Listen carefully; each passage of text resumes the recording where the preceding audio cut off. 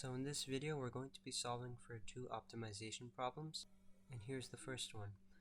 A water skier skis over the ramp shown in the figure at a speed of 30 feet a second. How fast is she rising as she leaves the ramp? Therefore we're going to be figuring out for dy dt. But before we can do that, we have to figure out the length of the hypotenuse, and to do that we need to use the Pythagorean theorem. A squared plus b squared equals c squared. Then we're going to input our values and take their sum, which is 241, and then we're going to square root both sides.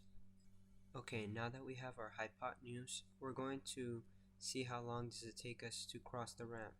And we can do that by dividing the length of our hypotenuse by our speed, which is square root 241 over 30.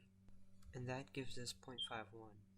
This means that we rise 4 feet in 0.51 seconds, or 7.84 feet in 1 second if we divide 4 by 0.51.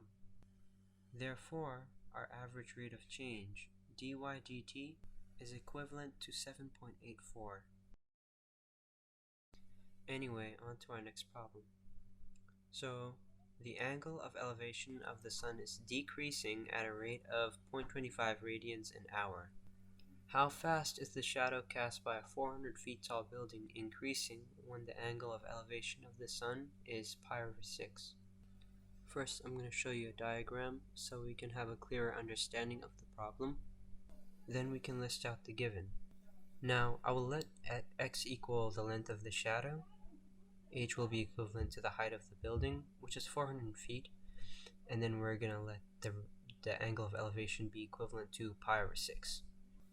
And the average rate of change of the angle of elevation will be equivalent to negative 0.25 radians an hour. And I made it negative because the sun is decreasing. So what we have to find is our dx dt, the average rate of change of the shadow. Now the best way to go about this is by taking the tangent, which is equivalent to our opposite over adjacent. And we already know our angle of elevation, which is pi over 6, and our opposite, which is height, and that is 400 feet. But the one that we don't know is our adjacent, which I'm just going to label as x.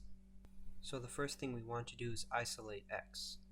And we can do that by multiplying both sides by x and dividing tangent by both sides. Then we separate tangent, and we know that 1 over tangent is equivalent to cotangent, and that makes x equivalent to 400 times cotangent. And now we can take the derivative with respect to t.